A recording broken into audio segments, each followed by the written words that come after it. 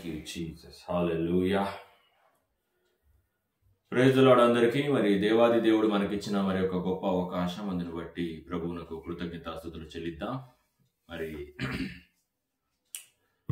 అనుదినము నూతనమైన వాత్సల్యముతో దేవాది దేవుడు మనల్ని తాకుతూ ఉన్నాడు, నడిపిస్తూ ఉన్నాడు. మరి దానికి మనమే సాక్షులం. ఏ విధంగా దేవుడు నడిపిస్తున్నాడో, నీతి సూర్యుని దర్శనం అంటే తెల్లవారక మునుపే మనం చెప్పుకుంటా ఉన్నాం ప్రతిరోజు ఈ మాట. దయచేసి ఈ విషయం అందరు గమనించండి. నీతి సూర్యుని దర్శనం అంటే ప్రతిరోజు దేవుని వాక్కు ద్వారా, అంటే దేవుని మాట ద్వారా మనము దర్శింపబడటం.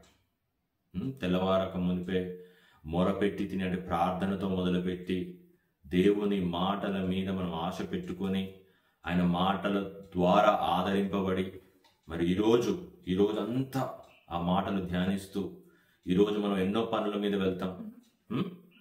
ఎన్నో పనులు, ఆఫీస్ పనులు కావచ్చు, ఇంటి పనులు కావచ్చు. ఒక్కొక్క వ్యక్తి ఒక్కొక్క పనుల్లో ప్రతిరోజు ఏదో ఒక పని మీద ఉంటాడు. ఏదో ఒక పోరాటం, ఏదో ఒక సమస్య, ఏదో ఒక ఇరుకు, ఏదో ఒక ఇబ్బంది. కాబట్టి ప్రతిరోజు ఈ పోరాటం ఉంటుంది. ప్రతిరోజు దేవుని సహాయం మనకు కావాలి. ఏదో వారానికి ఒక్క రోజు విశ్వాసం కాదండి, ఏదో నెలకొక రోజు విశ్వాసం కాదు, ఏదో ప్రత్యేక సందర్భంలో విశ్వాసం కాదు. ప్రతిరోజు ఈ యొక్క విశ్వాసంలో మనం ముందుకు కొనసాగాలి. ఇది ఒక ఆత్మీయమైన పోరాటం. ఈ విషయాన్ని గమనించాలి అందరు దయచేసి.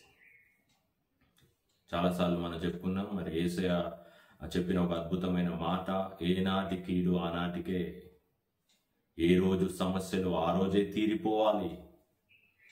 ప్రార్థనలో, విశ్వాసములో ముందు కొనసాగాలి. 10 రోజులే అన్ని మూట కట్టుకొని ఈ రోజుకి తెచ్చుకోవద్దు. ఏ రోజు ఆ రోజు అయిపోవాలంటే దానికి ఎక్స్టెన్షన్ ఉండకూడదు. ఈరోజు ఒక కొత్త పోరాటం రెడీగా ఉంది. ఇప్పుడు మనం వెళ్తాం రేపు వేరే దగ్గరికి, ఈరోజు వేరే దగ్గరికి. రేపటి దినం గురించి ఇప్పుడు చింత ఏమొద్దు. ఈరోజు పోరాటం ఏంటి? ఈరోజు పని స్థలాలకు వెళ్తాం. ఈరోజు ఇంట్లో కుటుంబాల్లో సమస్యలు ఉండొచ్చు, లేకపోతే కుటుంబాల్లో ఏదో ఒక రకమైన విషయాలు నడుస్తూ ఉండొచ్చు. మరి నీ ఆరోగ్యపరమైన విషయాలు కావచ్చు, ఆర్థికపరమైన విషయాలు కావచ్చు. ఇదంతా ప్రతిరోజు అనుదిన పోరాటం. మరి ఈ పోరాటంలో ఎవరు మనకి సహాయపడతారు? ఎవరు బిజీ వాళ్ళదే, ఎవరు పనులు వాళ్ళే. ఎవరిని సహాయం మనం అడగలేం. ఒకవేళ అడిగిన సహాయం పొందుకుంటామో లేదో గ్యారంటీ లేదు. ఇవన్నీ మనకి ఎక్స్పీరియన్స్ కదా. సహాయం అడగడంలో తప్పు లేదు, కానీ పొందుకుంటామనే గ్యారంటీ ఉందా? లేదు. కాబట్టి ఈ రకమైన పోరాటంలో మనకున్న ఏకైక ఆశ, ఏకైక నిరీక్షణ యేసయ్య. నేనైతే అది బలంగా నమ్ముతాను. ఎందుకంటే ఆ విధమైన సాక్ష్యాలు, మరి ఆ విధమైన పోరాటంలో విజయము, అనేక సందర్భాల్లో విజయం ఇచ్చి దేవుడు నడిపించిన విధానము నాకు ఇంకా గుర్తుంది. ఆ సాక్ష్యాలు మరి సందర్భానుసారంగా నేను పంచుకుంటా. ఆమేన్. హల్లెలూయా. ఎందుకు దేవుని అవసరత? ఎందుకు యేసే అవసరత అండి? మరి నేనున్నా ఇట్లా, నేను ఏదో చేస్తున్నా, తింటున్నా, ఇట్లా జీవితం కొనసాగుతుంది. అసలు యేసయ్య అవసరత మన జీవితానికి ఎందుకు? యేసయ్య అవసరత ఎందుకు? యేసయ్య మాటల యొక్క అవసరత ఎందుకు? చాలా మందికి ఈ ప్రశ్న రావచ్చు. ఒకవేళ రాకపోయినా, ఇప్పుడు రాకపోయినా ముందు రావచ్చు. కాబట్టి ఆ ప్రశ్నకి ఈరోజు సమాధానం తెలుసుకునే ప్రయత్నం చేద్దాం. ఎందుకు యేసయ్య అవసరం నాకు? ఎందుకు యేసయ్య అవసరం? చూడండి, మీరు యోహాను సువార్త 1వ అధ్యాయంలో అద్భుతమైన విషయాలు దేవాది దేవుడు మనకు బయలుపరుస్తాడు. మీరు చూడండి, యోహాను సువార్త 1వ అధ్యాయము 4వ వచనం చూడండి.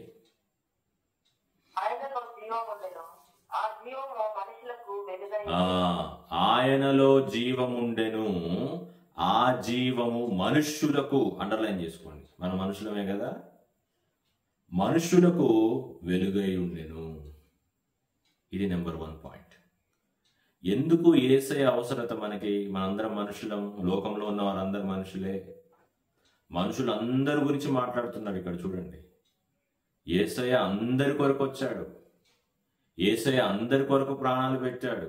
ఒక స్థలంలో పుట్టినప్పటికీ, ఒక స్థలంలో పెరిగినప్పటికీ, ఒక స్థలముకు పరిమితం అయినప్పటికీ యేసయ్య శారీరకంగా ఒక స్థలమునకు పరిమితమయ్యాడు. కానీ ఆత్మలో లోకమునంతటికి వెలుగై ఉన్నాడు. అందుకే ఆత్మ సంబంధమైన విషయాలు ధ్యానించాలి. బైబుల్ మొత్తము మనకి తెలియజేసేది మన యొక్క ఆత్మ రక్షణ గురించే. ఈ మాట నేను మరీ గుర్తు చేస్తూ ఉంటా. గమనించండి ఆ విషయం. బైబుల్ అంతా నీ శరీరాన్ని ఎట్లా కాపాడుకోవాలి, నీ శరీరాన్ని ఎట్లా సుఖపెట్టుకోవాలి, నీ శరీరాన్ని ఎట్లా పోషించుకోవాలి అని చెప్పదు బైబుల్. అందుకే పరలోక ప్రార్థనలో అనుదిన ఆహారం గురించి, ఏ రోజు ఆహారం ఆ రోజుకే, ఏ రోజు ఆహారం ఆ రోజుకే. మన్నాను కూడా దేవుడిచ్చాడు, ఏ రోజుకి ఆ రోజే. శరీరము ఇప్పుడు నాకు ఆకలి అవుతుంది, నేను ఎంత తినగలనో అంతే తింటా. కొంతమంది ఉంటారు ఆకలి తీరిపోయినా తింటూనే ఉంటారు. అదొక వ్యాధి, అదొక రోగం. దానివల్ల రోగాలు వస్తాయి, దానివల్ల అనవసరమైన కాంప్లికేషన్స్. నీకు ఆకలి అవుతుంది, నీ ఆకలి తీరేంత వరకు తిను అంతే. ఆకలి తీరిపోయినా కుక్కుతా ఉంటారు, ఎక్కడికో బస్తాల్లో బియ్యం కుక్కినట్టు, లేకపోతే వస్తువులు కుక్కినట్టు. అది పీకల్లాగా పైకి వస్తూ ఉంటుంది. అది ఏమంటారు, ఇక అదుగుతూ ఉంటారు లోపలికి. దానివల్ల అనవసరమైన కాంప్లికేషన్స్. అనుదిన ఆహారము, అనుదినము, ఏ రోజు ఆహారం ఆ రోజే. ఆ విధంగా మరి దేవాది దేవుడు నడిపించే విధానం గొప్పది. కాబట్టి మీరు ఇక్కడ గమనించాలి, ఈ యొక్క శరీరాన్ని కంఫర్ట్ జోన్లో పెట్టుకోవడానికి, లేకపోతే శరీరాన్ని పోషించుకోవడానికి, శరీరపరమైన విషయాలు మరి లోక సంబంధమైన విషయాల్లో అభివృద్ధి చెందటానికి బైబిల్ ఎక్కడ కూడా ఆ విషయాలను మరి ప్రస్తావించదు. శరీర సంబంధమైన ఆశీర్వాదాలు అవసరము. ఇప్పుడు నేనున్నా, నా శరీరానికి ఏదైనా వస్తే స్వస్థత కావాలి, అది కూడా యేసయ్య ద్వారానే అనుగ్రహించబడాలి. ఎన్ని హాస్పిటల్స్ ఉన్నప్పటికీ, ఎంతమంది డాక్టర్స్ ఉన్నప్పటికీ, ఎంత అడ్వాన్స్డ్ మెడిసిన్ ఉన్నప్పటికీ, సైన్స్ ఎంత డెవలప్ అయినప్పటికీ వాటన్నిటి మీద దేవుని కృప ఉండాలి. అవి పని చేయాలి మనలో అంటే దేవుని కృప ఉండాలి. కాబట్టి ఈ విషయాన్ని గమనించాలి. బైబిల్ అంతటా ఆత్మని ఎలా రక్షణలోకి నడిపించాలి బైబిల్ మనకు బోధిస్తుంది. పరిశుద్ధ గ్రంథములో మరి బైబిల్ వాక్యము ప్రతి ఒక్క మాట నీ ఆత్మను రక్షణలోకి నడిపించటానికే. నీ ఆత్మను, నా ఆత్మను మనుషులందరికీ యేసయ్య ఆత్మస్వరూపి గనక లోకమంతటికి ప్రభువై ఉన్నాడు. యేసయ్య ఇప్పుడు నాలో పనిచేస్తున్నాడు, యేసయ్య ఇప్పుడు అమెరికాలో పనిచేస్తున్నాడు, యేసయ్య ఇప్పుడు ఆఫ్రికాలో పనిచేస్తున్నాడు. భూదిగంతములలో దేవుని ఆత్మ పనిచేస్తున్నాడు. పరిశుద్ధాత్మ దేవుడు భూదిగంతములలో అన్ని చోట్ల, అన్ని స్థలాలలో. ఈ విషయాన్ని గమనించాలి. దేవుని ఆత్మకు మరి లిమిట్ లేదు. దాన్ని ఎవరు ఒక బౌండరీస్ గీసేసి ఇంతవరకే అని చెప్పే అది లేదు, ఆ రైట్ లేదు. కాబట్టి ఈ విషయాన్ని మీరు గమనించాలి. ఆయనలో జీవం ఉండెను, యేసయ్యలో జీవం ఉన్నది, ఆ జీవము మనుషులకు వెలుగై ఉన్నది. అంటే చీకట్లో పడి నశించిపోతున్న మనుషులకు వెలుగు ఎవరు? యేసయ్య మనుషులకు వెలుగై ఉన్నాడు. కాబట్టి ఆ తర్వాత వచనం చూడండి, 5వ వచనం. ఆ వెలుగు మనుషులకు వెలుగై ఉండెను, ఆ వెలుగు చీకటిలో ప్రకాశించుచున్నది గాని చీకటి దాన్ని గ్రహింపకుండెను. చూడండి, ఆ వెలుగంట చీకట్లో ప్రకాశించుచున్నది. అదే కదా ఇప్పుడు సమస్య. చీకట్లో ఆ వెలుగు ప్రకాశిస్తూ ఉంది, కానీ ఆ యొక్క వెలుగును చూడలేని గ్రుడ్డితనంలో ఉన్నారు అనేక మంది. ఎంత బాధాకరం. చీకట్లో ఉన్న వారికి ఏం కావాలండి? వెలుగు కావాలి. చీకట్లో ఉన్న వారికి వెలుగు కావాలి. ఆ వెలుగు ప్రకాశించుచున్నది. ఆల్రెడీ ఆ వెలుగు లోకానికి వచ్చి ఉన్నది. ఎంతమంది చూస్తున్నారు ఆ వెలుగుని? చూడలేకపోతున్నారు. ఆ యొక్క వెలుగుని చీకటి గ్రహించలేకపోతుంది. కాబట్టి మీరు చూడండి, అదే యోహాను సువార్తలో 3వ అధ్యాయంలో చూడండి, ఒక మాట వెలుగు గురించి ఉంటుంది. ఆ వెలుగు ఏం చేయబోతుందో 19వ వచనం చూడండి. ఎందుకు చూడలేకపోతున్నారు?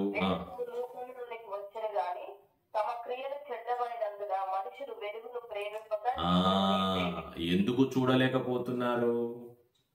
ఎందుకు ఆ వెలుగును చూడలేకపోతున్నారంటే ఇక్కడ సమాధానం మనకు దొరుకుతుంది. బైబిల్లోనే ప్రశ్నలు, బైబిల్లోనే సమాధానాలు. గుర్తుపెట్టుకోండి, సమాధానాల కోసం ఎక్కడికెక్కడికో పరిగెత్తాల్సిన అవసరం లే. ఎవరినైనా అడగొచ్చు, తెలుసుకోవచ్చు, తప్పేం లేదు. కానీ మీకు ఆసక్తి ఉంటే, మీరు ఆత్మ ద్వారా ప్రేరేపించబడితే బైబిల్లోనే ప్రశ్నలు ఉంటాయి. అదే బైబిల్లో సమాధానాలు దొరుకుతాయి. మీరు చూస్తే టెక్స్ట్ బుక్స్, చాలామంది టెక్స్ట్ బుక్స్ మొదట అన్ని క్వశ్చన్స్ ఉంటాయి, ఆ బుక్ ఎండింగ్లో ఆన్సర్స్ ఉంటాయి. అట్లనే బైబిల్లోనే ప్రశ్నలు, బైబిల్లోనే సమాధానాలు. ఎక్కడికి పరిగెత్తాల్సిన అవసరం లేదు. నీవు ఆసక్తి కలిగి ప్రార్థన చేస్తే దేవాది దేవుడు ఆ సమాధానాలు మనకి ఇస్తాడు. చూడండి, ఏంటంట? వెలుగు లోకములోనికి వచ్చెను గాని తమ క్రియలు చెడ్డవైనందున మనుషులు వెలుగును ప్రేమింపక చీకటినే ప్రేమించిరి. చూడండి, క్రియల మూలంగా, తమ యొక్క చెడ్డ క్రియల మూలంగా దేవాది దేవుని వెలుగుని చూడలేకపోతున్నారు. అదే ఇక్కడ సమస్య. అదే మనం ఇందాక, ఎందుకు ఆ వెలుగు చీకట్లో ప్రకాశిస్తుంది కానీ ఆ చీకటి గ్రహించలేకపోతుంది? కారణం ఏంటి అంటే వారి క్రియలు చెడ్డమైనందున వెలుగును చూడలేని స్థితిలో ఉన్నారు. ఇప్పుడు అదే చాలా మందికి సువార్త విస్తారంగా ప్రకటించబడుతుంది. కొంతమందికి ప్రతిరోజు సువార్త ప్రకటించబడుతుంది, ప్రతిరోజు దేవుని దర్శనం కలుగుతుంది, ప్రతిరోజు దేవుని వాక్కు వాళ్ళ హృదయాలను తాకుతుంది, కానీ చూడలేకపోతున్నారు వెలుగును. కారణం ఏంటి అంటే తమ క్రియలు చెడ్డవైనందున. వారి క్రియలు చెడ్డవిగా ఉంటాయంట. వారి నోట నుండి వచ్చే మాటలు చెడ్డవిగా ఉంటాయంట. వారి ఆలోచనలు, వారి తలంపులు చెడ్డవిగా ఉంటాయంట. అందుకే మీరు చూడండి, చాలా మంది కొన్ని సంవత్సరాలుగా చర్చికి వెళ్తారు, కొన్ని సంవత్సరాలుగా మరి క్రైస్తవులుగా ఉంటారు, అన్ని చర్చిలో జరిగే అన్ని కార్యక్రమాల్లో ఉంటారు, చర్చిలో జరిగే అన్ని యాక్టివిటీస్లో ఉంటారు. కానీ వారి జీవితాల్లో మార్పు ఉండదు, వారి మాట తీరులో మార్పు ఉండదు, వారి ఆలోచన విధానంలో మార్పు ఉండదు. వారికి ఆ మార్పు లేకపోవటం వల్ల దేవుడు అనుగ్రహించే ఆ వెలుగును పొందుకోలేని స్థితిలో ఉంటారు. ఎప్పుడు అదే స్థితి. ఎప్పుడు చూడండి, వారి జీవితాల్లో మార్పులు ఉండవు. చాలా మందిని మనం చూస్తూ ఉంటాం. మళ్ళీ వారు క్రైస్తవులా? క్రైస్తవులే. ఎన్ని సంవత్సరాల నుంచి క్రైస్తవులు? పలానా 25 సంవత్సరాలు, 30 సంవత్సరాలు, 10 సంవత్సరాలు, 15 సంవత్సరాలు. వాము 10-15 సంవత్సరాలు అంటే మామూలు విషయమా? అన్ని రోజుల నుంచి దేవుడు మాట్లాడుతూనే ఉంటారు. దేవుడు పాస్టర్ ద్వారానో, లేకపోతే టీవీలో వాక్యం ద్వారానో, ఇప్పుడు సోషల్ మీడియా వాక్యం ద్వారానో, వారు బైబిల్ చదువుతున్నప్పుడు మాట్లాడుతూనే ఉంటాడు, దేవుడు మాట్లాడుతూనే ఉంటాడు. కానీ వారి జీవితంలో మార్పు ఉండదు. మీరు కూడా చూసే ఉంటారు చాలా మందిని, అలాంటి వారిని. కారణం ఏంటి అంటే వారి క్రియలు చెడ్డవి, వారి తలంపులు చెడ్డవి, వారి ఆలోచన విధానం చెడ్డది. అందుకే వారు దేవుని యొక్క వెలుగును చూడలేకపోతున్నారు. ఇప్పుడు చూడండి, మనం చెప్పుకుంటాం కదా, ఇప్పుడు మనము ఎవరము? ఆత్మ సంబంధులము, మనం శరీర సంబంధులము కాదు. ఈ శరీరం ఇవ్వబడింది కేవలము మనకు దేవుడు అనుగ్రహించిన ఆత్మ నివాసం ఉండటానికి. మనలో దేవుడు ఆత్మని పెట్టాడు, జీవాయువు నూదగా మనము జీవాత్మ అయ్యాము. దేవుని యొక్క జీవము మూలముగా మనము జీవాత్మ అయి ఉన్నాము. మనలో దేవుడు తన ఆత్మనుంచాడు.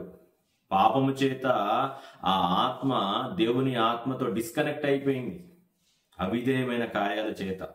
మనం చాలాసార్లు ఈ విషయాలు ధ్యానించాం. ఆత్మ సంబంధమైన విషయాల గురించి కొన్ని వీడియోస్ ఇంతకుముందు మనం షేర్ చేసుకున్నాం, మీరు చూడండి షార్ట్ వీడియోస్ కొన్ని. ఈ ఛానల్లో బిగినింగ్లో అవి పోస్ట్ చేశాము, మీరు దయచేసి వాటిని చూడండి. మరి ఏదన్నా మీకు వాటి మీద డౌట్ ఉన్నా, ఏదన్నా ఏది ఉన్నా మీరు ఆ డిస్క్రిప్షన్లో ఉన్న నెంబర్కి కాల్ చేయొచ్చు. ఏదైనా ప్రార్థన అవసరతలు ఉన్నా కాల్ చేయండి, మీ కొరకు మేము ప్రార్థన చేస్తాం.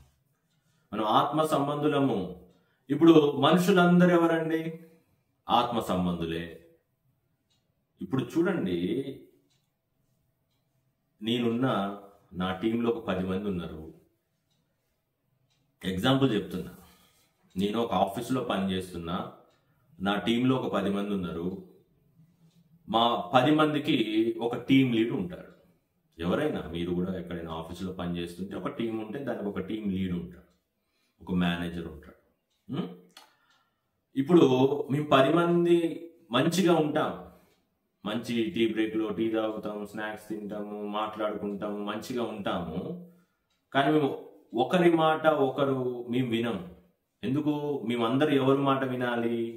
మేనేజర్ మాట వినాలి. ఇప్పుడు నా పక్కన కూర్చున్న వ్యక్తి అశోక్కి కొంచెం ఈ వర్క్ ఉంది, పని చేసి పెట్టు, ఇది ఇంకో ఈ ప్రాజెక్ట్లో ఈ విషయం ఉందంటే నేను వినను అంటే నేను ఆ పని చేయను. ఎందుకంటే మేము చెప్పుకోవటం వల్ల పనులు జరగవు కదా.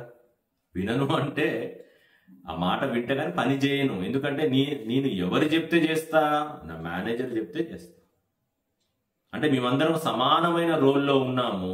నేను వినాలంటే నా పైన అంటే నాకంటే ఎక్కువ అధికారం ఉన్నవారు చెప్తే నేను వింటా. నాకంటే ఎక్కువ అధికారము, నాకంటే ఎక్కువ ఆధిక్యత ఉన్నవారు చెప్తే నేను వింటా. ఆ మాటకి లోబడి పని చేస్తా. ఇప్పుడు మనుషులందరికీ ఆత్మ ఉంది, మనుషులందరూ సమానమే.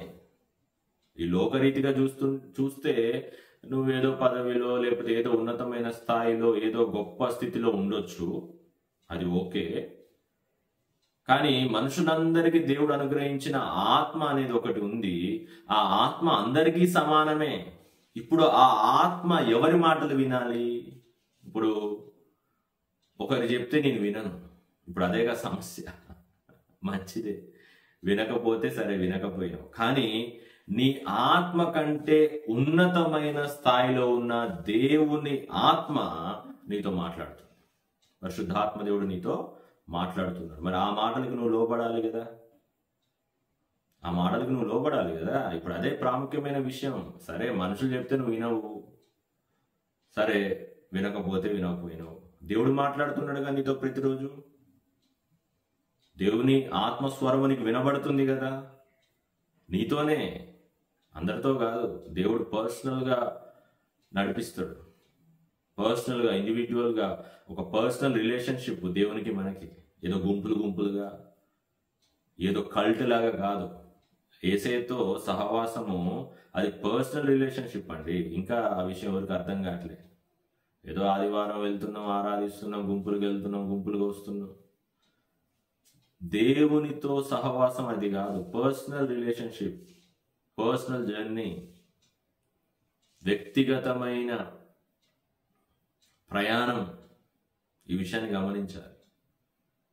కాబట్టి ఇప్పుడు అందరితో నేను సమానంగా ఉన్నా, 10 మందితో నేను సమానంగా ఉన్నా, మేము మాట్లాడుకుంటాము, తింటాము, అన్ని పనులు చేసుకుంటాం. కానీ నేనొక ఆఫీస్కి సంబంధించిన ఏదైనా ప్రాజెక్ట్కి సంబంధించింది చేయాలి అంటే నా పై అధికారి చెప్తేనే నేను వింటా. ఆమేన్, హల్లెలూయా, దేవునికి స్తోత్రం. Thank you Jesus. అట్లనే ఇప్పుడు మనం అందరం ఆత్మ సంబంధులమే, మనందరికీ ఆత్మను ఉంచాడు దేవుడు. నా మాట మీరు వినరు, మీ మాట నేను వినను. అది మనిషి యొక్క స్వభావం, మనిషి యొక్క ఆత్మ స్వభావం, అంతే. ఆ విషయం దేవునికి తెలుసు. కాబట్టి దేవాది దేవుడే మనతో మాట్లాడుతున్నాడు ప్రతిరోజు, నీతో మాట్లాడుతున్నాడు ప్రతిరోజు. మనుషుల మాటలకి నువ్వు లోబడకపోయినావు, సరే, మంచిది, ఓకే. వాళ్ళు చెప్తే నేనెందుకు వినాలి, సరే, ఓకే. మరి దేవుని స్వరానికి నువ్వు లోబడుతున్నావా?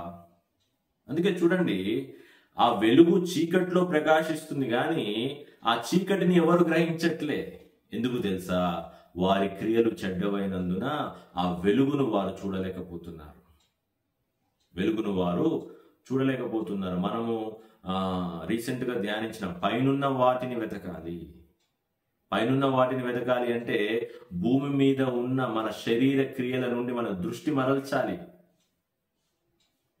చాలా ప్రాముఖ్యమైన విషయం. ఎప్పుడైతే శరీర క్రియల నుండి నువ్వు దృష్టి మరుస్తావో పైనున్న దేవుని ఆత్మ యొక్క స్వరమును వినగలుగుతావు, ఆత్మచేతను తాకబడతావు, నీలో మార్పు కనిపిస్తుంది. చాలా ప్రాముఖ్యమైన విషయాలు. మీరు చూడండి,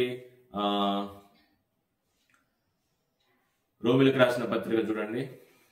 రోమిలకు రాసిన పత్రికలో మీరు రోమన్స్ 1:18 నుంచి చూడండి, 18 నుండి. రోమన్స్ 1:18 నుండి కొన్ని విషయాలను మనం ఇక్కడ చూద్దాము. దేవుడు ఈరోజు ఒక ప్రత్యేకమైన రీతిలో మనతో మాట్లాడుతున్నాడు. దయచేసి విషయం గమనించండి. రోమన్స్ 1:18 నుండి చూడండి.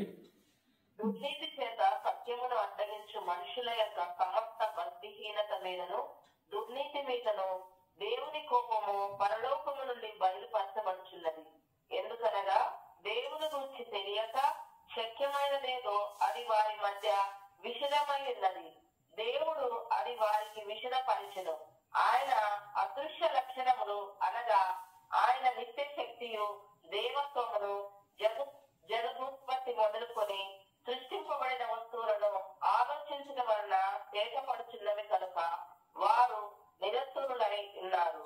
మరియు దేవుని ఎరిగియు ఆయనను దేవునిగా మహిమపరచలేదు, కృతజ్ఞతాస్తుతులు చెల్లింపను లేదు, కానీ తమ వాదముల యందు వ్యర్థులైరి. చూడండి, దేవుడు తన లక్షణాలన్నీ, తన దైవత్వమును, తన వెలుగును, తన ప్రత్యక్షతను కనబరుచుకున్నాడు. లోకంలో అయిపోయింది, ఇంకెవరో రారు. దయచేసి విషయం గమనించాలి. ఆ కార్యం అయిపోయింది. ఆ కార్యము యేసయ్య వస్తాడు, లోకరక్షకుడు వస్తాడు అనే ప్రవచనాల నెరవేర్పు అయిపోయింది. ఇప్పుడు మనం ఎదురు చూడాల్సింది యేసయ్య యొక్క రెండవ రాకడ. యేసయ్య తిరిగి రాబోతున్నాడు. ఆ ప్రవచన నెరవేర్పు గురించి మనం ఎదురు చూడాలి. అంతేగాని ఇక వేరే విషయాల్లో ఇక చూడండి, తమ వాదముల యందు వ్యర్థులైరి అంట. వాదములు, డిబేట్స్ ఎక్కువైపోతున్నాయి. డిబేట్స్ దేని గురించి అండి? దేని గురించి డిబేట్? ఎక్కడ చూసినా డిబేట్స్ కల్చర్ నడుస్తూ ఉంది. దయచేసి విషయం గమనించండి. ఇప్పుడు నీకున్న ప్రత్యక్షత నాకుండదు. నిన్ను నడిపించినట్లు దేవుడు నన్ను నడిపించడు. దయచేసి విషయం గమనించాలి. దేవుని పిలుపు ఎవరికి వారు ప్రత్యేకమైనది, ప్రత్యేకపరచబడిన పిలుపు అండి అది. నిన్ను నడిపించినట్లు దేవుడు నన్నెందుకు నడిపిస్తాడు? పౌలుని నడిపించినట్లు పేతుని నడిపించలే దేవుడు. పేతుని నడిపించినట్లు యోహానుని నడిపించలే. మత్తయి సువార్తలో ఉన్న విషయాలు మార్కు సువార్తలో ఉండవు. అదే విషయాలు చూడండి, వారి కోణంలో ఆ యొక్క వివరణ వేరుగా ఉంటది. సందర్భం ఒక్కటే. దేవుడు నడిపించే విధానం ప్రత్యేకమైందండి. ఇప్పుడు నన్ను చూడు, దేవుడు ఎట్లా నడిపిస్తున్నాడో నువ్వు కూడా అట్లనే నడవాలంటే నీకు అధికారం లేదు. ఏలియా గొప్ప అభిషక్తుడు, ఆత్మతో అభిషేకించబడి నడిపించబడిన గొప్ప ప్రవక్త. ఏలియా తర్వాత వచ్చిన ఎలీషాని 200 ఆత్మతో దేవుడు వాడుకున్నాడు. లెక్క ప్రకారంగా తక్కువగా వాడుకోవాలి ఏలియా కంటే, జనరల్ గా మన ఆలోచన ప్రకారం చూస్తే. కానీ దేవుడు నడిపింపట్ల ఉండదు. దేవుని ప్రత్యక్షతను వదిలేసి, దేవుని ఆత్మ నడిపింపును వదిలేసి ఈ డిబేట్స్ కల్చర్ ఏంటో నాకేం అర్థం కావట్లేదు. వారి కొరకు ప్రార్థన చేయండి. ఎందుకంటే దానివల్ల లాభం ఏమి జరుగుతుందో నాకు తెలియదు, కానీ ఎంతో నష్టము జరుగుతుంది సంఘానికి. ఇంకొకటి, సంఘం కూడా గలిబిలిలో ఉండొద్దు. ఈ వాదములలో వీటిలో పడి మీ విశ్వాసం నుండి తప్పిపోవద్దు. మీ దృష్టి అంతా దేవునిపై ఉంచండి, దేవుని వాక్యముపై ఉంచండి. దేవుని వాక్యము ఏమి తెలియజేస్తుందో పరిశీలించండి. చాలా ఇంపార్టెంట్ విషయం ఇది. పౌలు చెప్పే విషయాలన్నీ కొన్ని స్థలాలలో వాళ్ళు ఆ లేఖనాలను పరిశోధించారంట. చెప్పినవన్నీ గుడ్డిగా నమ్మొద్దు. వాక్యం ఏం తెలియజేస్తుంది? పలానా విషయం ఒక దైవజనుడి ద్వారా నీకు తెలియజేయబడితే అది వాక్యములో ఉందా, అది వాక్యానుసారమా, నీ చెవులకు ఇంపుగా ఉంటే సరిపోదు. వాక్యానుసారంగా ఉందా లేదా పరిశీలిస్తే చాలు. ఆ వ్యక్తిని అడగటం, ఈ వ్యక్తిని అడగటం, లేకపోతే ఓకే వీళ్ళ అభిప్రాయాలు ఇంకొకరి మీద రుద్దటం, ఇంకొకరి అభిప్రాయాలు మరి అట్లా ఉండదండి విశ్వాసము. విశ్వాసులు అట్లా నడవరు. ప్రత్యేకపరచబడిన మార్గాలు ఒక్కొక్కరి.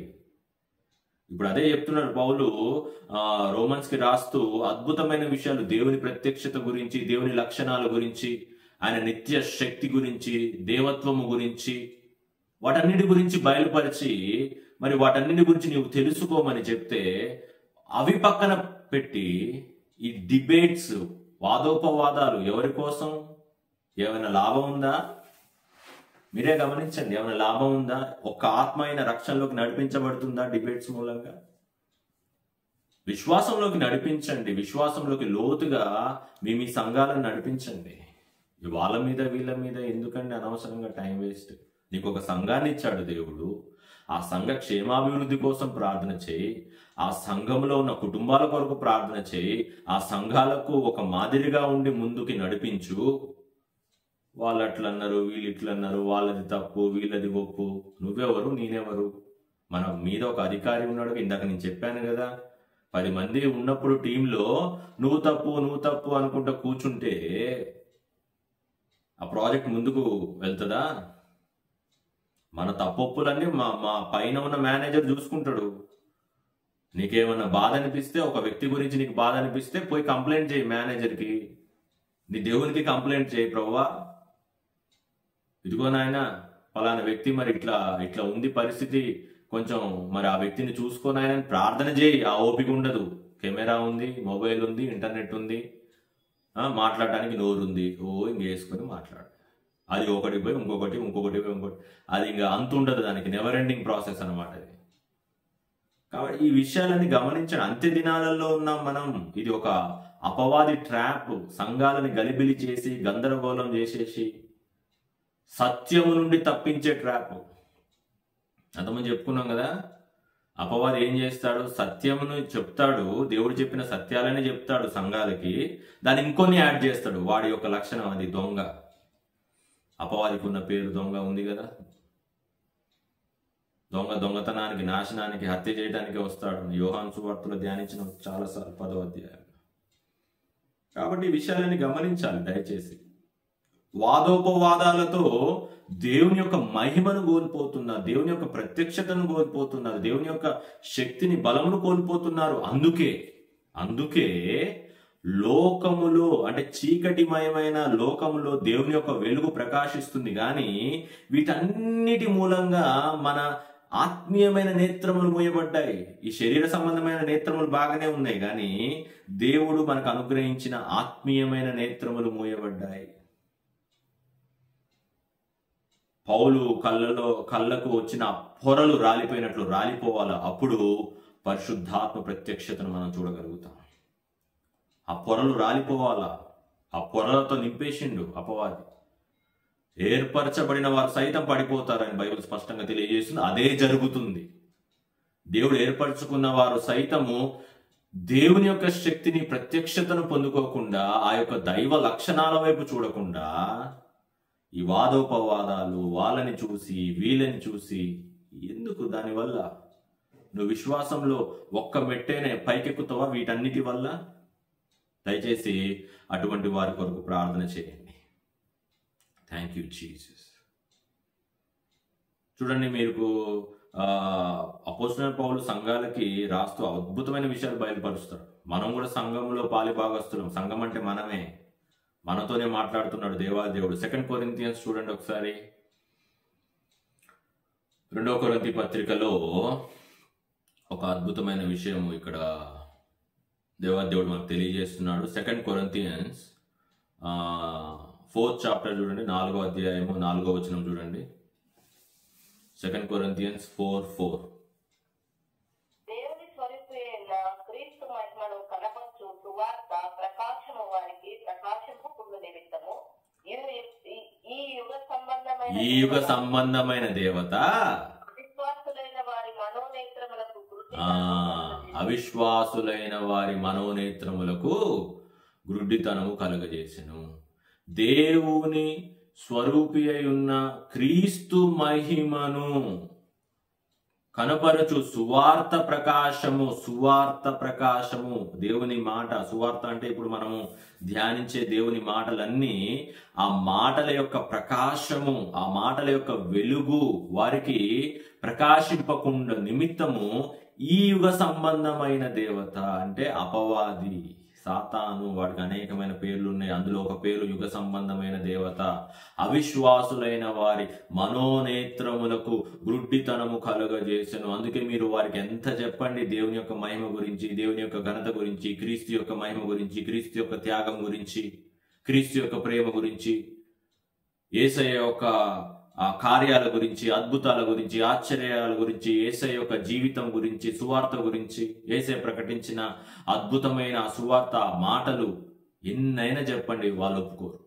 ఎందుకు తెలుసా? ఈ యుగ సంబంధమైన దేవత అవిశ్వాసులైన వారి మనోనేత్రములకు గుడ్డితనము కలగజేసింది. అందుకే ఇందాక ఆ మాట యొక్క అర్థం ఇదే.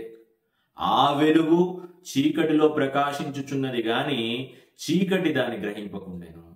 కారణం ఏంటంటే ఇదే. నానా విధముల విశ్వాసులేమో, క్రైస్తవులు అనబడిన వారేమో వాదోపవాదాలు చేసుకుంటూ దేవుని మహిమను చూడలేకపోతున్నారు.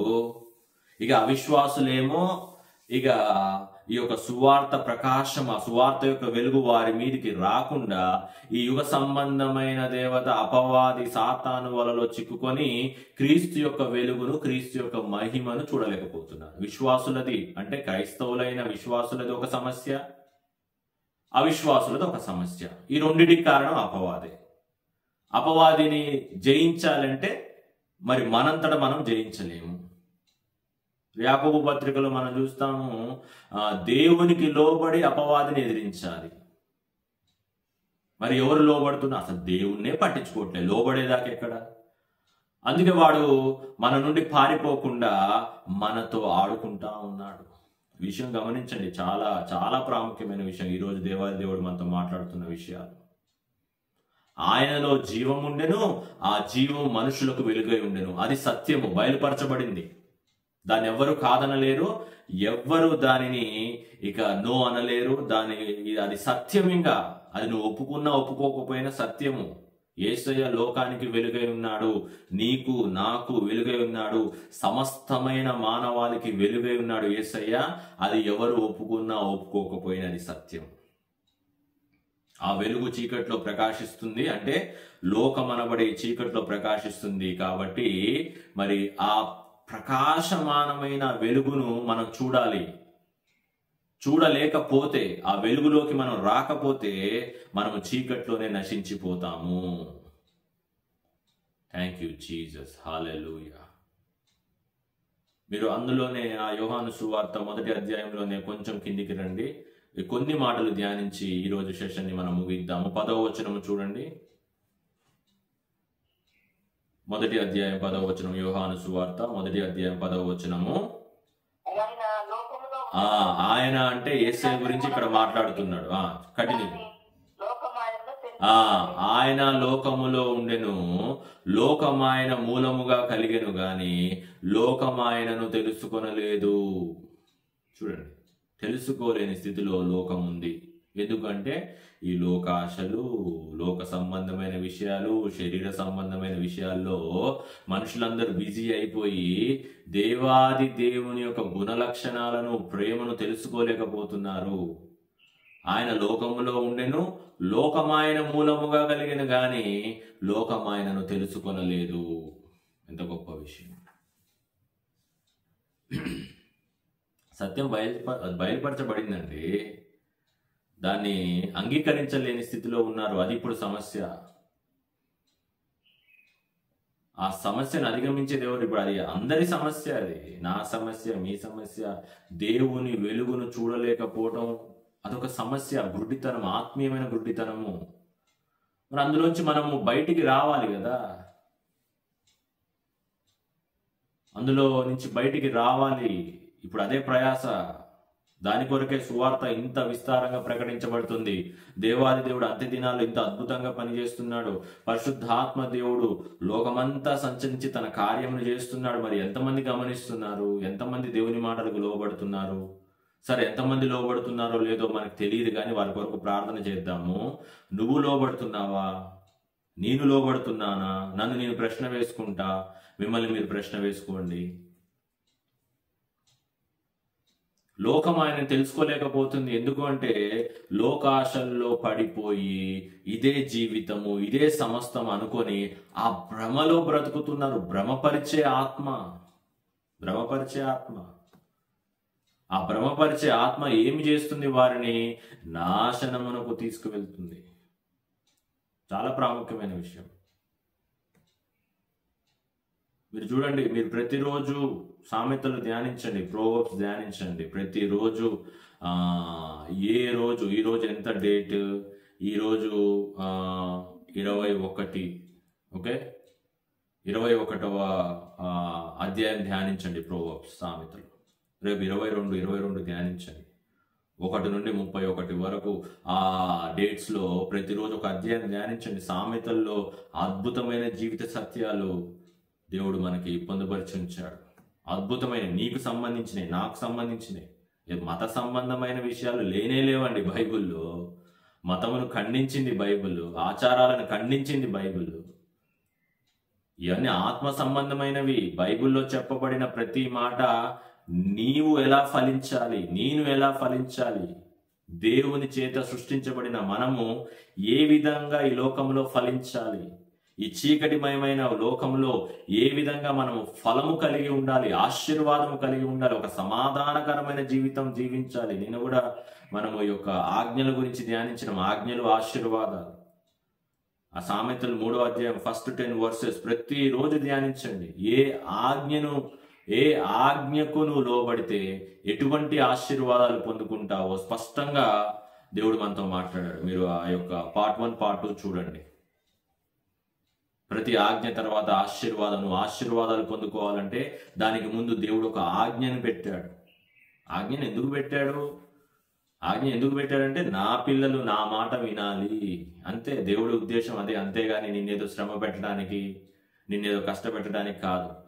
అక్కడ నువ్వు పాస్ అయినవనుకో దేవునికి మహిమ, ఫెయిల్ అయినవనుకో కష్టము, నష్టము, శ్రమ. అవాదం విషయంలో అదే జరిగింది కదా. అక్కడి నుంచి అవిధేయత మొదలైంది కదా. ఆజ్ఞ అతిక్రమమే పాపము కదా. దేవుడు చెప్పిన మాట వినకపోవటమే పాపము కదా. బైబిల్ స్పష్టంగా తెలియజేస్తుంది. పాపం అంటే ఏంటి? నీ దగ్గర ఒక పెద్ద లిస్ట్ ఉంటుంది. పాపం అంటే ఏంటి? ఒక్కొక్క మతంలో ఒక్కొక్కరు ఒక్కొక్కటి చెప్తారు. కాదు, ఇవన్నీ కాదు. దేవుడు చెప్పిన మాట వినకపోవటమే పాపము. దేవుడు ఏం చెప్తున్నాడో దానికి లోబడకపోవటమే పాపము. పాపం అంటే ఇంకేం డెఫినేషన్ లేదు. బైబిల్ చెప్పే డెఫినేషన్ అదే. అవాదమ పాపం చేశారు కాబట్టి, దేవుని ఆజ్ఞకు లోబడి అతిక్రమించారు కాబట్టి వారు పాపం చేసి దేవుని సన్నిధి నుండి బయటకు వచ్చేసారు. దేవుని సన్నిధిలో ఉండలేరు పాపులు. ఇప్పుడు అదే సమస్య. ఎందుకు తండ్రితో మనం విడిపోయాము? దానికి కారణం ఏంటి అంటే పాపము. ఉన్న చోట వెలుగు అంటే తండ్రి ఉండలేడు. తండ్రి సన్నిధిలో మనం ఉండాలంటే పాపరహితులుగా ఉండాలి. కానీ మనుషుడేమో పాపము చేశాడు, దేవుని ఆజ్ఞను అతిక్రమించాడు, అబద్ధాలాడాడు, గర్వము అహంకారముతో తనను తాను హెచ్చించుకున్నాడు. బైబిల్ నిండా అవే మనుషులు చేసిన పాపాలే. ఇప్పుడు మనుషులు చేసిన పాపాల గురించి రాయబడింది ఎందుకంటే దేవుని యొక్క పరిశుద్ధతను తెలియజేయడానికి. ఓ వ్యక్తి అంటున్నాడు, వారి కొరకు ప్రార్థన చేయండి. అట్లా చాలా మంది ఉన్నారు తెలిసి తెలియక మాట్లాడేవారు. వారి మీద కోపం పెట్టుకోకండి, వారిని దూషించకండి, వారికి సత్యం తెలియదు, వారి కొరకు ప్రార్థన చేయండి. బైబిల్ నిండా పాపాలే అండి అంటున్నాడు. బైబిల్ నిండా పాపాలు కాదు, మనుషులు చేసిన పాపము గురించి బైబిల్లో తెలియజేయబడింది. మనుషులు చేసిన పాపాల గురించి ఎందుకు బైబిల్లో తెలియజేయబడింది అంటే దేవుని యొక్క పరిశుద్ధతను తెలుసుకోవటానికి. ఎప్పుడైతే పాపము గురించి బయలుపరచబడుతుందో పరిశుద్ధత గురించి మనం తెలుసుకుంటామండి. దేవుడు పాపం చేయలే బైబిల్లో. దేవుడు పాపం చేసినట్టు ఎక్కడ రాయలే. మనుషులు పాపం చేశారు, దేవుడు అది ఖండించాడు. అది ఎంత అద్భుతమైన విషయము. అటువంటి దేవుడు మనకు కావాలి. పాపాన్ని ఎంకరేజ్ చేసే దేవుడు కావాలా? పాపమును ప్రోత్సహించే దేవుడు కావాలా? నీ బిడ్డలు తప్పు చేస్తే నువ్వు ఖండించవా? ప్రోత్సహిస్తావా? ఏదైనా తప్పు చేస్తే అలా ప్రోత్సహిస్తే అసలు వాళ్ళ తల్లిదండ్రులే కాదు. ఈ విషయాన్ని గమనించాలి దయచేసి. ఉం? బైబిల్లో పాపము గురించి తెలియజేయబడింది. మనుషులు చేసిన అతిక్రమ క్రియల గురించి, ఆ భయంకరమైన పాపాల గురించి దేవుడు బయలుపరిచాడు. ఎందుకు బయలుపరిచాడు అంటే దేవుని యొక్క పరిశుద్ధత తెలుసుకోవడానికి. దేవుని సన్నిధి నుండి మనం ఎందుకు వెళ్ళగొట్టబడ్డాం? పాపము చేయబట్టి. ఆ దూరం పెరుగుతూ పెరుగుతూ పెరుగుతూ వచ్చింది. దేవునికి దూరమైతూ వచ్చాడు మానవుడు. ఆ తండ్రి బిడ్డల రిలేషన్షిప్ బ్రేక్ అయింది. దేనివల్ల? పాపము వల్ల. మరి అది దూరం అవుతా ఉంటే దేవుని ప్రేమ ఎంత గొప్పది. దేవుడు లోకమును ప్రేమించాడు అంటే, లోకం అంటే మనమే. అందుకే అద్వితీయ కుమారుడైన యేసయ్యను పంపించాడు. యేసయ్య వచ్చి మరి మనుష్యుడు ఇంకా దూరం అయిపోతా ఉన్నాడు, దగ్గరికి రావట్లే. ఎందుకంటే పాపం మీద పాపము, పాపం మీద పాపము, పాపం మీద పాపము. ఇక దూరం పెరిగిపోతుంది కానీ దగ్గరికి కావట్లే. అది దేవుడు తట్టుకోలేకపోయాడు. మరి నా బిడ్డలు నశించిపోకూడదని నశించిపోతున్న వారిని వెదకి రక్షించడానికి యేసయ్యను పంపించాడు. ఆమేన్, హల్లెలూయా. ఎంత గొప్ప విషయం.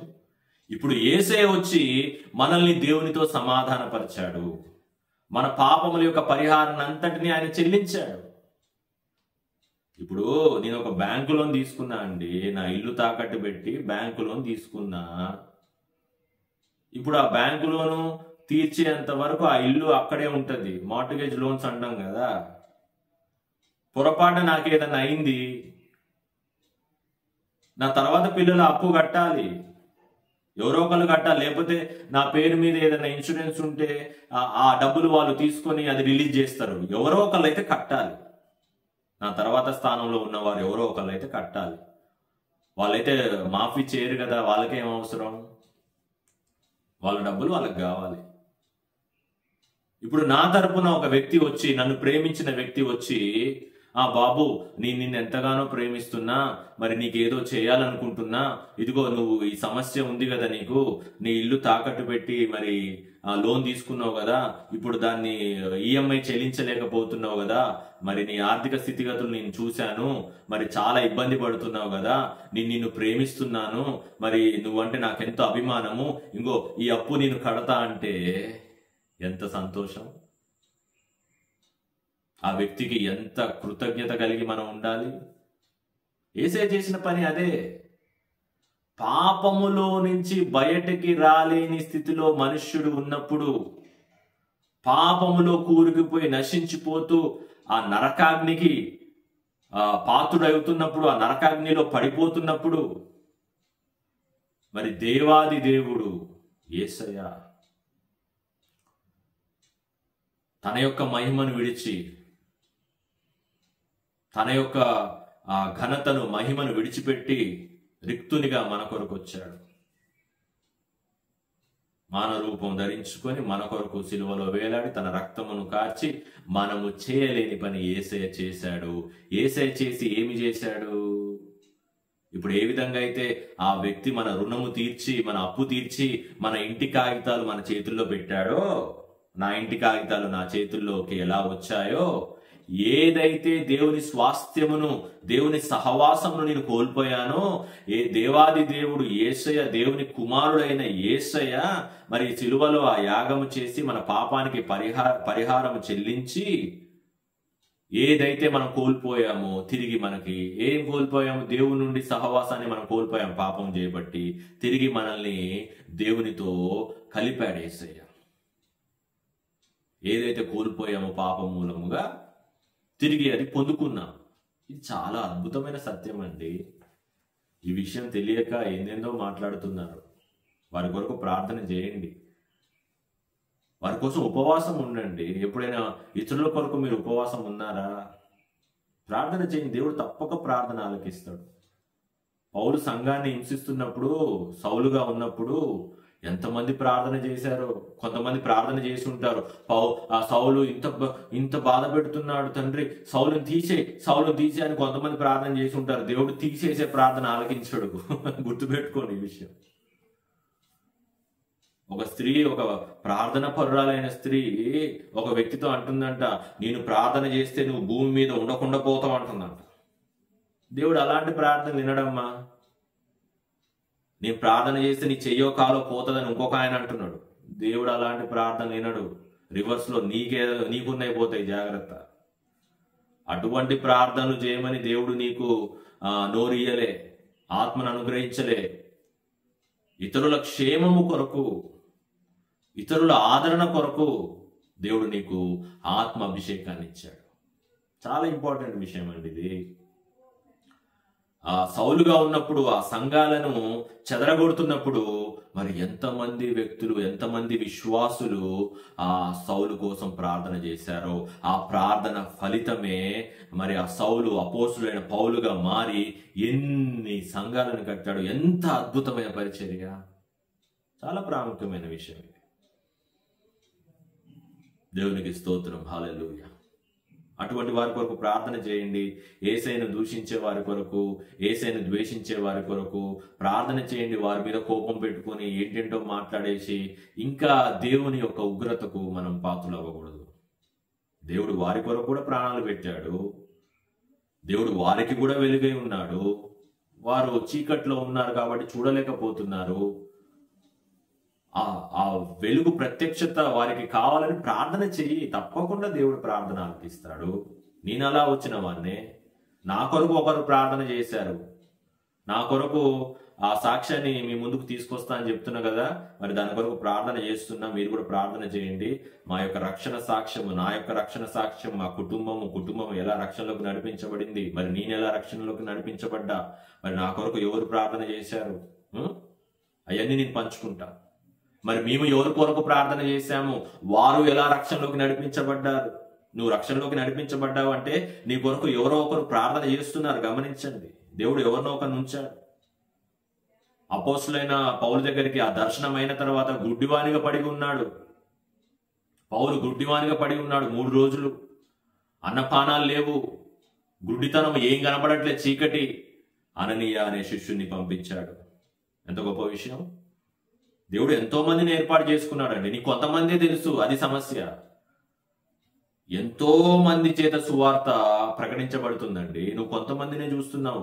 దయచేసి ఎవరి సువార్త వారిదే, ఎవరి సంఘము వారిదే, ఎవరి విశ్వాసము వారిదే, ఎవరు నడిపింపు వారిదే, ఎవరు పిలుపు వారిదే. ఎవరు ఎవరిని దూషించొద్దు. వారేమన్నా తప్పులు చేసినా, ఏమన్నా చేసినా దేవుడు చూసుకుంటాడు. దేవుడికి వారు లెక్కప్ప చెప్పాలి. వారి కొరకు ప్రార్థన చేద్దాం మనం. అప్పటి వరకు అననీయ ఏ సందర్భంలో కూడా అననీయ పేరు అక్కడ మనం చూడము. అపోస్తులైన పౌలు ఆ స్థితిలో ఉన్నప్పుడు, ఇక అపోస్తులని పిలువబడలే, ఆ స్థితిలో ఉన్నాడు. ఇంకా సౌలుగానే ఉన్నాడు, గుడ్డితనంలో ఉన్నాడు. అననీయాని పంపించాడు. అననీయ వెళ్ళు, అగో అక్కడ ఆ స్థలంలో పలానా చోట ఉన్నాడు, నువ్వు వెళ్ళి తన కొరకు ప్రార్థన చేయంటే ఆ అననీయ దేవుని మాటకు లోబడి వెళ్ళినప్పుడు ఆ యొక్క కంటిలో, అంటే గుడ్డితనమునకు కారణమైన పొరలు రాలిపోయినట్లు మనం చూస్తాం అపోస్తుల కార్యాల్లో. దయచేసి ఆ విషయం గమనించండి. వాళ్ళు వెలుగును చూడలేకపోతున్నారు, మనం చూస్తున్నాము. ఆ వెలుగు యొక్క ప్రత్యక్షతను వారికి కూడా కనబరచు తండ్రిని ప్రార్థన చేయాలి మనం, చీకట్లో ఉన్న వారి కోసం. దయచేసి విషయం గమనించండి. ఆయన లోకమునకు వెలుగై ఉన్నాడు. సర్వలోకమునకు వెలుగు యేసయ్యనే. లోకం ఆయన మూలముగానే కలిగింది, ఆయన లేకుండా ఏది కలగలేదు. లోకరక్షకుడు దేవుడు తండ్రి ఒక్కడే. మన కొరకు ప్రాణమును పెట్టింది ఒక్కడే, యేసయ్య. పాప పరిహారము నిమిత్తము తన రక్తమును కార్చింది యేసయ్యనే. కాబట్టి విషయాలని గమనించి మరి ఆ వెలుగును మనము చూద్దాము. ఫస్ట్ ఆ ప్రత్యక్షతను మనము చూద్దాము. అది చూడలేని స్థితిలో ఉన్న వారి కొరకు ప్రార్థన చేద్దాం. చాలా మంది విశ్వాసులు కూడా గుడ్డితనంలోనే ఉన్నారు. యేసయ్యను నమ్ముకున్నారు, చర్చికి వెళ్తున్నారు, ఆరాధిస్తున్నారు, ప్రభువుని స్తుతిస్తున్నారు. కానీ అదే శరీర సంబంధమైన క్రియల్లో పడి నశించిపోతున్నారు. వారికి వీరికి తేడా లేదు. వీరు గుడ్డోళ్ళే, వారు గుడ్డోళ్ళే. ఇక గుడ్డివానికి దారి ఎట్లా చూపిస్తాడు? నువ్వు గుడ్డితనంలో ఉన్నావు, నువ్వు ఇంకొక గుడ్డివానికి దారి ఎట్లా చూపిస్తావు? చాలా ప్రాముఖ్యమైన విషయాలు ఇవి. నువ్వు ఆ గుడ్డితనం నుంచి బయటికి రా. క్రైస్తవుడివే, విశ్వాసివే, ప్రార్థన చేస్తున్నావు, వాక్యం ధ్యానిస్తున్నావు, కానీ శరీర క్రియలన్నీ శరీర క్రియలే. శరీర సంబంధమైన ఆలోచనలు, వాడి మీద ద్వేషం, వీడి మీద కోపము, వాడిని దూషించడము, వీడిని దూషించటము, పాపపు తలంపులు, పాపపు ఆలోచనలు, నోరు తెరిస్తే అబద్ధాలు, అనకూడని మాటలు, పలకకూడని మాటలు. నేను ఒక స్థలానికి ప్రార్థనకి వెళ్ళా. అక్కడ ప్రార్థన అద్భుతంగా జరిగింది. అనేక మంది వచ్చారు. ఆ ప్రార్థన కండక్ట్ చేసిన ఆ యొక్క సహోదరి చాలా అద్భుతంగా ప్రార్థన కండక్ట్ చేసింది. చాలా మంచిగా ప్రార్థన జరిగిందండి. అద్భుతంగా జరిగింది. వచ్చిన వాళ్ళందరికీ భోజనాలు పెట్టాము. చాలా మంది వచ్చారు, అన్యులు కూడా వచ్చారు. ఆ ప్రార్థన అంతా అయిపోయింది. ఏదో ఒక సందర్భంలో నేను మాట్లాడుతూ ఉన్నా, ఒక వ్యక్తి గురించి మాట్లాడుతూ బండబూతులు తిడుతుంది. నాకు ఎంత దుఃఖం వేసిందో, ఎంత బాధ వేసిందో. నువ్వు పడిన ప్రయాస అంతా వ్యర్థమైంది. నీ యొక్క అవిధేయత వలన, నీ యొక్క పాపం వలన, ఆ అయోగ్యమైన ఆ మాటల వలన దేనికి ఇంకా ఎట్లా ఏ విధంగా దేవుని కార్యాలు ఫలిస్తాయండి? చాలా ఇంపార్టెంట్ విషయం ఇది. నీకు వాక్యము తెలుసు, నీకు దేవుని ప్రత్యక్షత ఉంది, దేవుని వాక్యము తెలుసు, దేవుని వెలుగును నువ్వు ఆల్రెడీ అది ఎక్స్పీరియన్స్ అయ్యావు. ఇంకా శరీర క్రియలను మార్చుకోకపోతే దేవుని మహిమను, ఘనతను ఎలా పొందుకుంటావు? నాకు చాలా బాధ అనిపించింది. ఇంకా నేను కొన్ని విషయాలు చెప్పి ఇక అక్కడి నుంచి వచ్చేసిన. వారి కొరకు ప్రార్థన చేస్తున్నా. అటువంటి వారు ఉంటారు, ప్రార్థన చేయండి. కారణం ఏంటి అంటే వారికి వెలుగు ప్రత్యక్షత వచ్చినప్పటికీ ఇంకా గుడ్డితనంలోనే ఉన్నారు. ఆ ప్రత్యక్షత అనుగ్రహించబడటం వేరు, ఆ ప్రత్యక్షతను పొందుకోవటం వేరు. పొందుకునే వారిగా ఉండాలి మనం. అప్పుడు మార్పులు మొదలైతాయి, అప్పుడు కార్యాలు మొదలైతాయి. ఈ విషయం గమనించండి దయచేసి. చాలా ఇంపార్టెంట్ విషయం. దేవుడు అంటే తెలియని వారు, యేసయ్య అంటే తెలియని వారు గుడ్డితనంలోనే ఉన్నారు. యేసయ్య అంటే ఎవరో తెలుసుకొని కూడా, ఆయన యొక్క ప్రత్యక్షతను కలిగి కూడా ఈ శరీర క్రియలను, ఈ లోక సంబంధమైన క్రియలను విడిచిపెట్టలేక గుడ్డితనంలో ఉన్నారు. వీరికి తేడా ఏమి లేదు. అటువంటి వారి కొరకు ప్రార్థన చేద్దాం. దేవుడు అద్భుతమైన విషయాలు ఈరోజు మనతో మాట్లాడాడు. ఈ విషయాలు మనతో మాట్లాడుతున్నాడు దేవుడు అంటే మనకు అవసరం ఈ విషయాలు. దయచేసి గమనించండి. దేవునికి స్తోత్రం. Thank you Jesus. మరి దేవుడి మాటలను దీవించి ఆశీర్వదించి మన జీవితాల్లో, మన కుటుంబాల్లో, మన హృదయాలలో, మన సంఘములలో స్థిరపరచును గాక. ఆమేన్. ఒక చిన్న ప్రార్థన చేద్దాం. విత్తబడిన మాటలు ఏ మాట కూడా నిరర్ధకం కాకుండా, అపవాది ఎత్తుకొని పోకుండా, మరి ఆ మాటలు మన హృదయంలో నాటబడి ఫలించులాగా ఒక చిన్న ప్రార్థన చేద్దాం. పరిశుద్ధుడా, మహిమ తండ్రి యేసయ్య, ఎంత గొప్ప ప్రేమ నాయన మా మీద. ప్రభా, ఎంత గొప్ప ప్రేమ, నీ యొక్క కృప, నీ యొక్క కనికరం ఎంతో గొప్పది నాయన. ఏ రోజుకి ఆ రోజు మాకు పరలోకపు మన్నాను అనుగ్రహిస్తూ నడిపిస్తున్నారు. అందును బట్టి వందనాలు. మా ఆత్మని పోషిస్తున్నారు నాయన. కృంగిపోయిన మా ఆత్మలను, బలహీనమైన మా ఆత్మలను, రోజు రోజుకి దిగజారిపోతున్న ఈ లోకంలో తండ్రి మేము ఉంటున్నాము.